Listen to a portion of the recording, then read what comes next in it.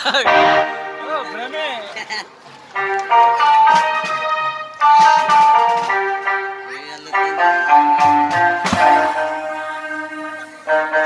ಶಿವಲಿಂಗ, ಕನ್ನಡ ತಾಯಿ ನೆಲದ ಹಿರಿಮೆ ಎಂಥದ್ದು ಎಂಬುದನ್ನು ತಿಳಿಯದೆ ತಿಳಿಗೇಡಿಯಾಗಿ ಅಮಾನುಷವಾಗಿ ಒಂದು ಹೆಣ್ಣಿನ ಶೀಲ ಗಳಿಸಿ ಅವಳನ್ನು ಕೊಲೆಗೈದೆಯಲ್ಲ, ಯಾವ ಕಾರಣಕ್ಕಾಗಿ? ಇದರ ಬಗ್ಗೆ ನನಗೆ ಒಂದು ಗೊತ್ತಿಲ್ಲ. ನೀನು ಹಾಗೆಲ್ಲ ಬಾಯಿ ಬಿಡುವಂತೆ ಕಾಣುತ್ತಿಲ್ಲ. ನಿಮ್ಮಂತ ಕಳ್ಳ ಕದಿವರಿಗೆ ಇದೇ ಪೊಲೀಸರ ಲಾಠಿ ಏಟು. ಬಗಳ ಹೆಣ್ಣಿನ ಶೀಲ ಮತ್ತು ಅವಳ ಕೊಲೆಗೆ ಯಾರು ಕಾರಣವೆಂದು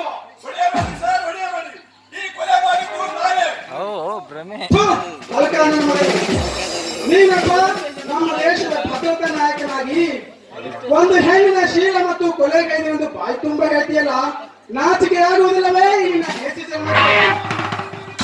ದುಷ್ಟ ರಾಜಕಾರಣಿ ಗೃಹ ಮಂತ್ರಿಯ ಮಾತು ಕೇಳಿ ತಾಯಿಯ ಸಮಾನರಾದ ಹೆಣ್ಣು ಮಕ್ಕಳ ಶೀಲ ಕದೀತಿಯಲ್ಲ, ನೀನೇನು ಗಂಡಸನ ಅಲ್ಲ, ಸೂಳತನ ಮಾಡುವ ಹೆಣ್ಣಿನ ದಾಸ. ಶಿವಲಿಂಗ, ನಿನ್ನನ್ನು ಹಾಗೇ ಬಿಡುವುದಿಲ್ಲ. ನಿನ್ನನ್ನು ನೌಕರಿಯಿಂದ ಡಿಸ್ಮಿಸ್ ಮಾಡಿಸಿ ನಿನಗೆ ಸರಿಯಾದ ಶಿಕ್ಷೆ ಕೊಡಿಸ್ತೀನಿ. ಬಿಸಿ ಒಳಗೆ ಹಾಕಿ ಅವನನ್ನು.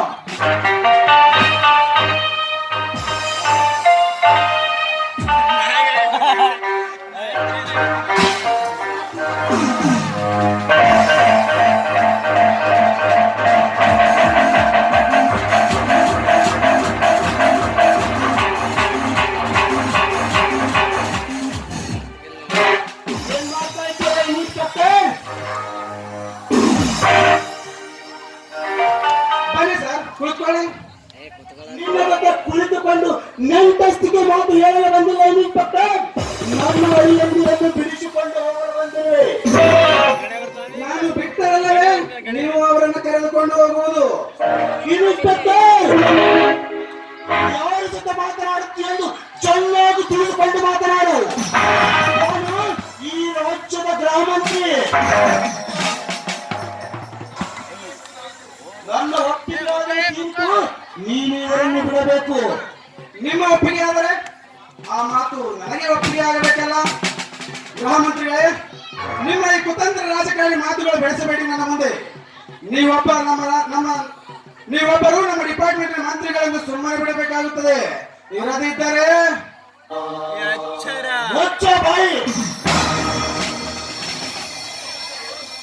ನೀನು ಇವರಿಗೆ ಶಿಕ್ಷೆ ಪಡೆದ ನೀವೇನು ನ್ಯಾಯಾಧೀಶನಲ್ಲ, ಒಬ್ಬ ಮಾಮೂಲಿ ಇನ್ಸ್ಪೆಕ್ಟರ್. ಮಂತ್ರಿಗಳೇ, ನಿಮ್ಮ ಈ ಕುತಂತ್ರಿ ಮಾತುಗಳನ್ನು ಬೆಳೆಸಬೇಡಿ ನನ್ನ ಮುಂದೆ. ನೀವೊಬ್ಬರು ನಮ್ಮ ಡಿಪಾರ್ಟ್ಮೆಂಟಿನ ಮಂತ್ರಿಗಳನ್ನು ಸುಮ್ಮನೆ ಬಿಡ್ತೀನಿ. ಇಲ್ಲದಿದ್ದರೆ ಪರಿಸ್ಥಿತಿ ಬೇರೆ ಇರ್ತಿತ್ತು. ನನಗೂ ಚೆನ್ನಾಗಿ ಗೊತ್ತಿದೆ ನಿಮ್ಮಂತ ಕಾಕಿಗಳನ್ನು ಹೇಗೆ ಅಳವಡಿಸಬೇಕೆಂದು. ಇನ್ಸ್ಪೆಕ್ಟರ್ ಎಸ್ ಪಿ ಅವರೇ, ಇನ್ಸ್ಪೆಕ್ಟರ್ ಎಸ್ ಪಿ ಅವರೇ, ಮನೆಯಿಂದ ಫೋನು ಚೆನ್ನಾಗಿಡಲು ಮಾತನಾಡಿ.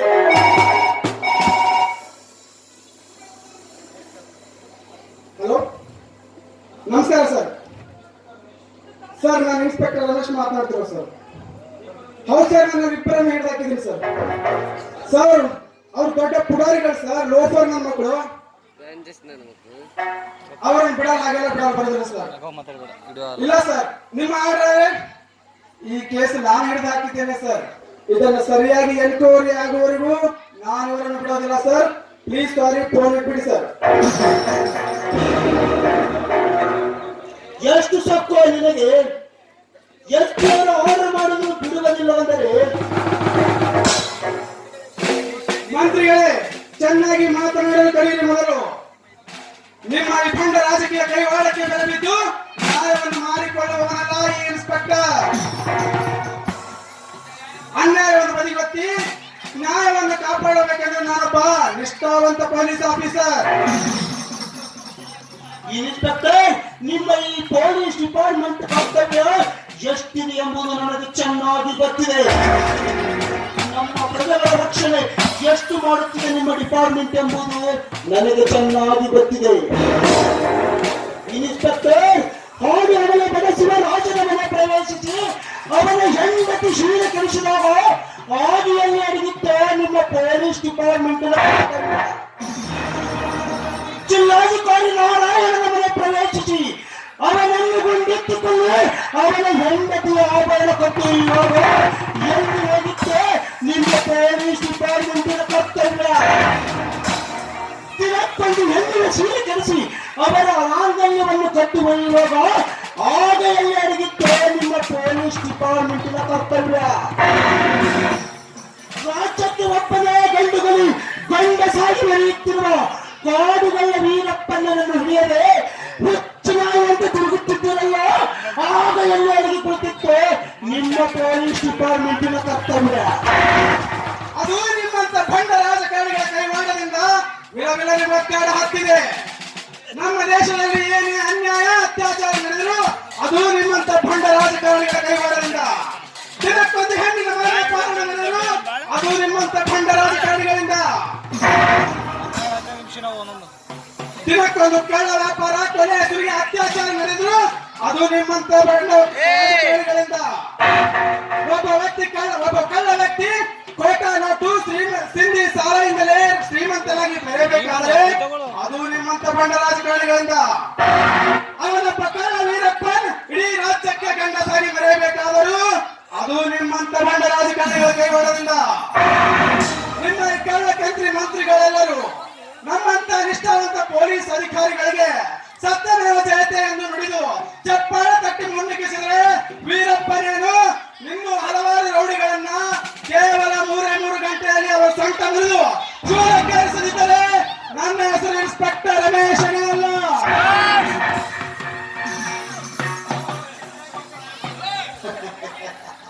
ಚೆನ್ನಾಗಿ ಭಾಷಣ ಮಾಡ್ತಾ ಇದ್ದಾರೆ ಇನ್ಸ್ಪೆಕ್ಟರ್ ಸಾಹೇಬರು.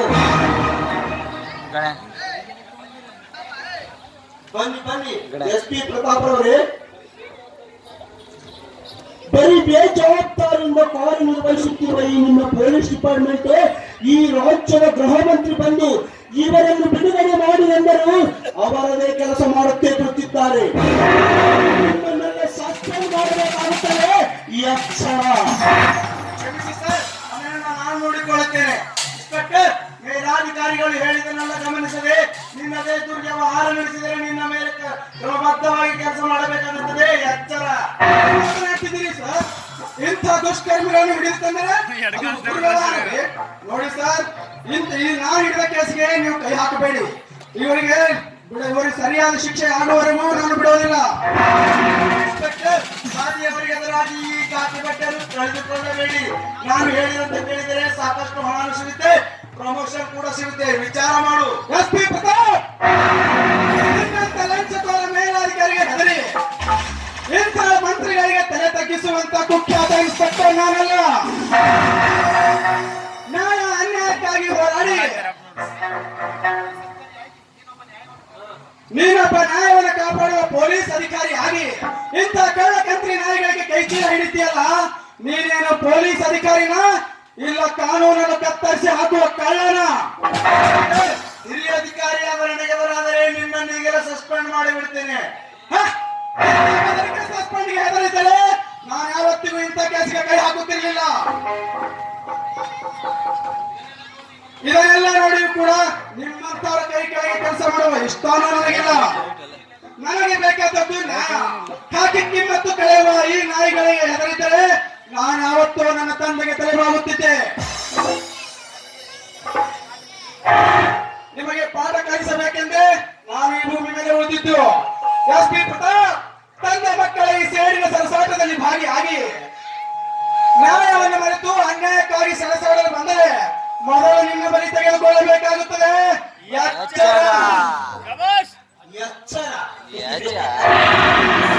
ಮೇಲಾಧಿಕಾರಿಗಳಿಗೆ ಎಚ್ಚರ ಹೇಳುವ ಇನ್ಸ್ಪೆಕ್ಟರ್, ನನ್ನ ಹೊಟ್ಟೆಯಲ್ಲಿ ಹುಟ್ಟಿದ ಇದೊಂದು ಸಣ್ಣ ಕೋಳಿ ಮರಿ ಎಂದು ಹಾಗೆ ಬಿಟ್ಟರೆ ನನ್ನ ದೊಡ್ಡ ಸರ್ಪದಿಂದ ಹೋರಾಡಲು ಬಂದಿರಬೇಡ. ಇವನನ್ನು ಜಂಗಲ್ ಪ್ರದೇಶಕ್ಕೆ ಟ್ರಾನ್ಸ್ಫರ್ ಮಾಡಿ. ಆಯ್ತು ಸರ್, ತೆಗೆದುಕೊಳ್ಳಿ. ರಾಜ್ಯದ ಬಂಡ್ರಿ ಹಾಕಿದ್ದೀರಿ, ಹೋಗಿ ಹಾಜರಾಗಿರಿ.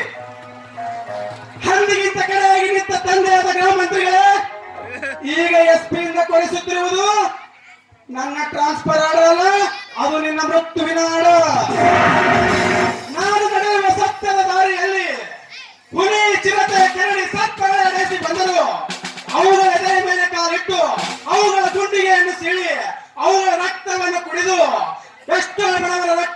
ತಪ್ಪಿ ನಿಂತಿರುವ ಈ ನಿಮ್ಮ ಅಧಿಕಾರಕ್ಕೆ ಸವಾಲು ಹಾಕಿ ಸತ್ಯದ ಪತಾಕೆ ಹಾರಿಸಿ ಭಾರತ ಧ್ವಜವನ್ನು ಹಾರಿಸದಿದ್ದರೆ ನನ್ನ ಹೆಸರು ಇನ್ಸ್ಪೆಕ್ಟರ್ ರಮೇಶ್ ಅಲ್ಲ, ಬರ್ತೀನಿ.